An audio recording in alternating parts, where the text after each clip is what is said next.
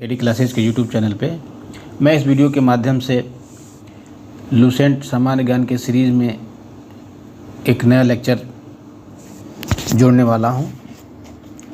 इस वीडियो में मैं आपको गुप्त साम्राज्य से रिलेटेड जानकारी शेयर करूंगा। अगर हम गुप्त साम्राज्य के उदय की बात करें तो यह लगभग 30वीं शताब्दी के अंत में कौशाम्बी डिस्ट्रिक्ट है अभी उत्तर प्रदेश में, प्रयागराज के पास। वहाँ पे उसका शुरुआत हुआ है गुप्त साम्राज्य का। गुप्त साम्राज्य का जो संस्थापक था वो श्री गुप्त था, जो 240 से लेकर 280 ईस्वी के बीच इसका जो समय है।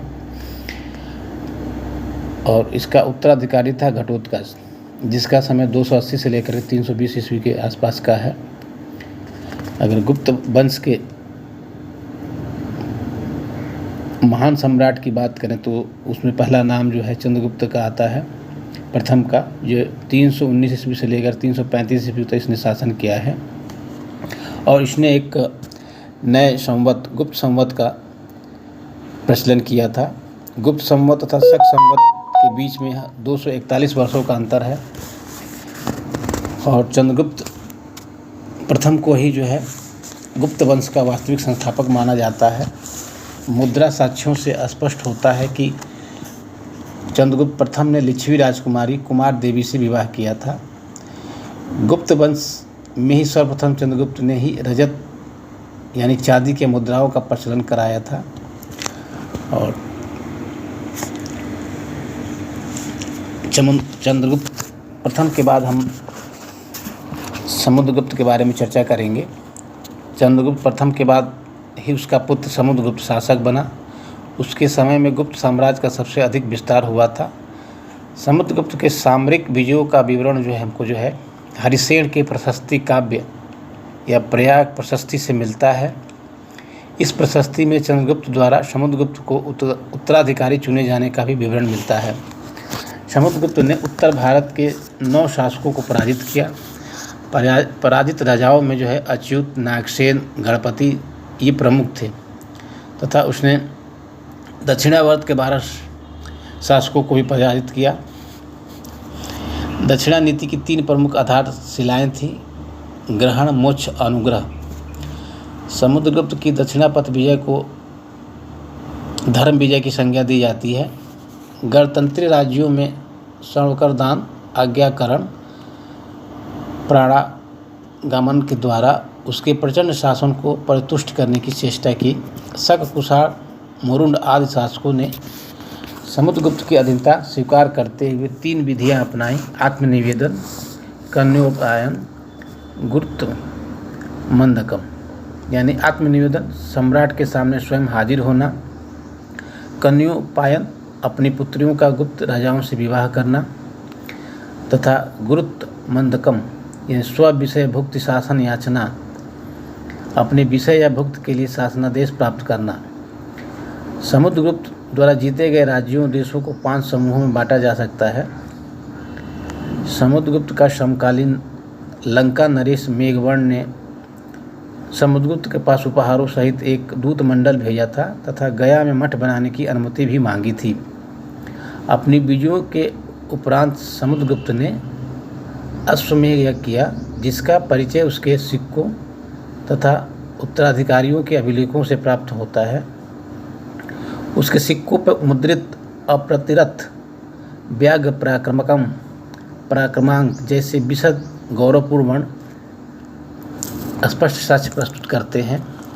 प्रयाग प्रशस्ति के अनुसार समुद्रगुप्त की दिग्विजय का उद्देश्य धरणी बंध था। उसकी उत्तरी भारत में अपनाई गई नीति को प्रशोभद्वारण तथा दक्षिणापथ में ग्रहण, मोक्षानुग्रह नाम दिया जाता है। अगर हम विंसेंट स्मिथ महोदय के अनुसार जो है समुद्रगुप्त को भारत का नेपोलियन कहा जाता है। समुद्रगुप्त विजेता के साथ साथ एक कवि भी था, संगीतज्ञ था और विद्या का संरक्षक भी था। उसके सिक्कों पर उसे वीणा बजाते हुए चित्रित किया गया है तथा कविराज को उपाधि प्रदान की गई है। इलाहाबाद के स्तंभ लेख में समुद्रगुप्त धर्म प्रचार बंद उपाधि का लेख मिलता है। समुद्रगुप्त गुप्त ने महान बौद्ध भिक्षु वसुबंधु को संरक्षण भी प्रदान किया था। चंद्रगुप्त द्वितीय, ये इसका जो समय है वो 380 ईस्वी से लेकर के 412 ईस्वी तक के आसपास के है।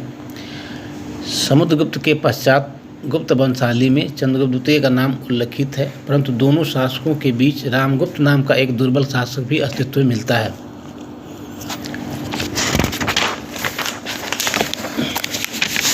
चंद्रगुप्त द्वितीय के शासनकाल में गुप्त साम्राज्य अपने उत्कर्ष प्रथा और वैवाहिक संबंध तथा विजय दोनों तरह के साम्राज्य विस्तार की योजनाओं पर काम चलता था। विशाख दत्त कृत देवी चंद्रगुप्त नामक नाटक में चंद्रगुप्त विक्रमादित्य से पूर्व रामगुप्त का गुप्त शासक के रूप में वर्णन हमको मिलता है, क्योंकि इसमें उल्लेख नहीं है, फिर भी मैं बता रहा हूँ आप सभी को।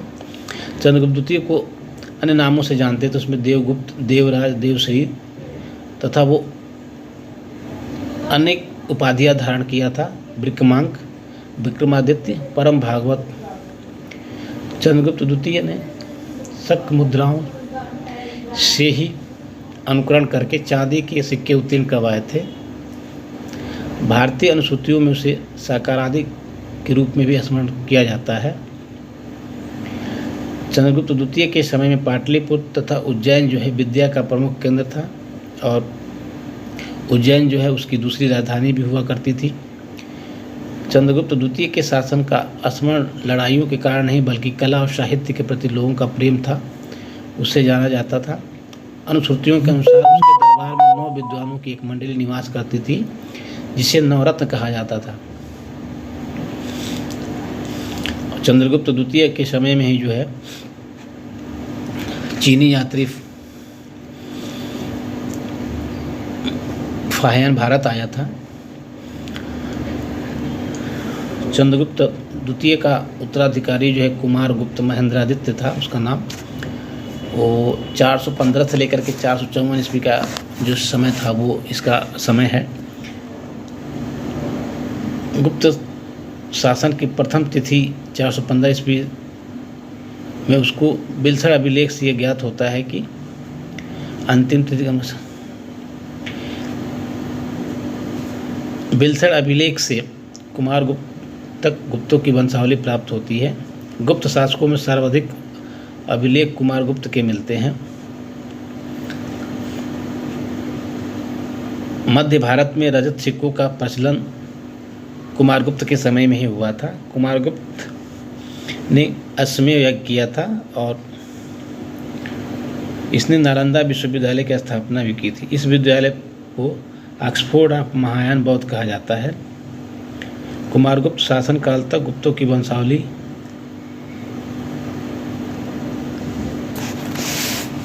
में अनेक जो है विकास कार्यों को देखने को मिलता है। कुमारगुप्त ने महेंद्रादित्य, महेंद्र, अश्वमेध, महेंद्र आदि उपाधियां धारण की थी। कुमारगुप्त के बाद स्कंदगुप्त का नाम आता है। इसका शासन जो है 455 से लेकर के 467 ईस्वी तक शासनकाल इसका रहता है और सत्ता की बागडोर संभालते इसने जो है हुड़ों पर आक्रमण किया था। इसका जो उल्लेख जो है जूनागढ़ अभिलेख में मिलता है। चंद्रगर्भ परिपृच्छ नामक ग्रंथ में महेंद्र कुमारगुप्त प्रथम के पुत्र द्वारा विदेशियों पर आक्रमण का साक्ष्य भी हमें मिलता है। स्कंदगुप्त को कहोम अभिलेख, सक्रादित्य, आर मंजूश्री मुल्कप में देवराय और जूनागढ़ अभिलेख में श्री परिक्षिप्तवच्छा कहा गया है। भेनसांग ने नालंदा संघाराम को बनवाने वाले शासकों में सक्रादित्य के नाम का उल्लेख किया, जिससे स्कंदगुप्त द्वारा नालंदा संघाराम को सहायता देने का प्रमाण मिलता है। स्कंदगुप्त ने 466 ईस्वी में चीनी सांग सम्राट के दरबार में राजदूत भी भेजे थे। स्कंदगुप्त के अधिकारियों में बुद्धगुप्त सबसे अधिक शक्तिशाली था। प्रशासनिक सुविधा के लिए स्कंदगुप्त ने अपनी राजधानी को अयोध्या स्थानांतरित की थी। गुप्त साम्राज्य की जो सबसे बड़ी इकाई थी वो देश थी। उसके शासकों को गुप्ता कहा जाता था। एक दूसरी प्रादेशिक इकाई भुक्ति थी, जिसके शासक उपरीक कहलाते थे। पुलिस विभाग के मुख्य अधिकारी को दंडपाशिक कहा जाता था। पुलिस विभाग के साधारण कर्मचारियों को चाट और भाट कहा जाता था। प्रशासन की जो छोटी इकाई थी उसको ग्राम कहते थे और ग्राम का प्रशासन ग्राम सभा द्वारा संचालित होता था। इसके मुखिया को ग्रामिक कहा जाता था। ग्राम समूहों की छोटी इकाई को पेठ कहा जाता था। भू राजस्व के रूप में 1/6 से लेकर के 1/4 तक भाग को जो है राज्य वसूल करता था। आर्थिक उपयोग के आधार पर निम्न प्रकार की भूमि गुप्त काल में थी। कृषि करने योग्य भूमि को कृषि का क्षेत्र कहा जाता था। वास्तु वास करने योग्य को भूमि कहते थे। चारागाह भूमि पशुओं के चारा योग्य भूमि को कहते थे। खिल्प ऐसी भूमि जो जोतने योग्य नहीं होती थी। तो अपरहत ऐसी भूमि जो जंगली होती थी। सिंचाई के लिए गुप्त समय में गुप्त साम्राज्य में रहट या घंटी यंत्र का उपयोग होता था।